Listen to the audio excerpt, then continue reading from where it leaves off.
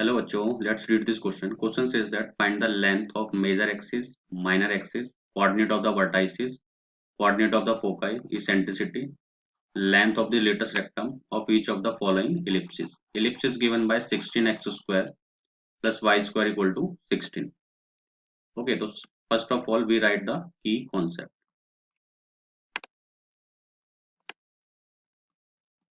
So key concept is identify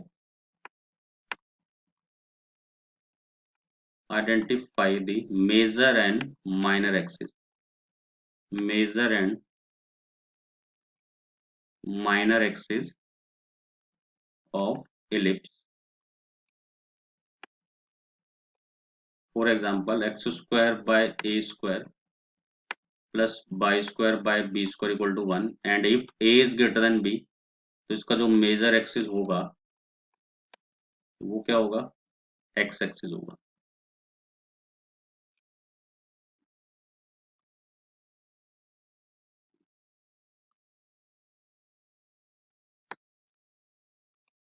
वो क्या होगा एक्स एक्सिस होगा. और अगर X square by B square plus Y square by A square अगर 1 होगा तो यहाँ पे क्या है, अगर ए ग्रेटर देन बी है तो इसका जो मेजर एक्सिस है वो वाई एक्सिस है.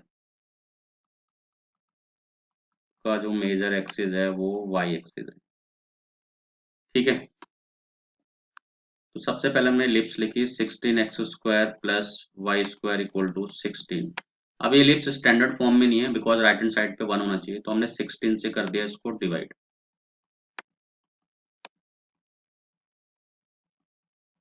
ठीक है, तो ये हो जाएगा एक्स स्क्वायर बाय 1 और ये वाई स्क्वायर बाय 16 और ये 16 बाय 16 दैट इज 1. तो एलिप्स की इक्वेशन क्या आ गई X square by 1 Y square by 16 equal to 1. अब यहाँ पे देखो वाई स्क्वायर का डिनोमीटर ज्यादा है तो इट मीन्स इसका जो एक्सिस है वो वाई एक्सिस पे है और एक्स स्क्वायर का डिनोमीटर कम है, तो इसको हम कंपेयर कर देंगे स्टैंडर्ड एलिप्स से. X square by B square plus Y square by A square equal to 1. तो जैसे हमने इसको कंपेयर किया तो यहाँ से जो बी स्क्वायर है वो 1 आ जाएगा और ए स्क्वायर कितना आ जाएगा 16, दैट इज बी 1 आ जाएगा ए 4 आ जाएगा. ओके, अब यहाँ पे हम डिफाइन करते हैं एक सी.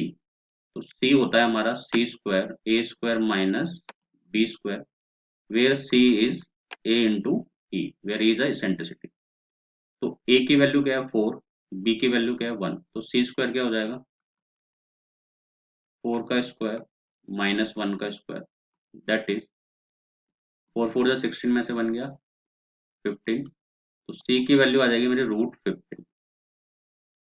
ठीक है, अब हम निकालते हैं वन बाय वन जो भी इसने पूछा है. तो फर्स्ट क्या पूछा है इसने, length of major axis. Length of major axis तो वो होता है 2a.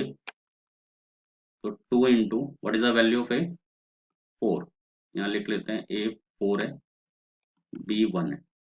तो 2 इंटू 4 दैट इज 8 यूनिट. अब इसके बाद क्या है लेंथ ऑफ माइनर एक्सिस, वो क्या होता है हमारा 2b. 2 into 1 that is 2. ठीक है, सेकेंड पॉइंट क्या हमारा coordinate of the vertices. Coordinate of the vertices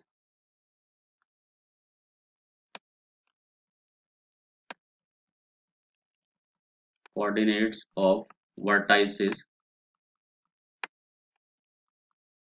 तो वो था हमारा प्लस माइनस.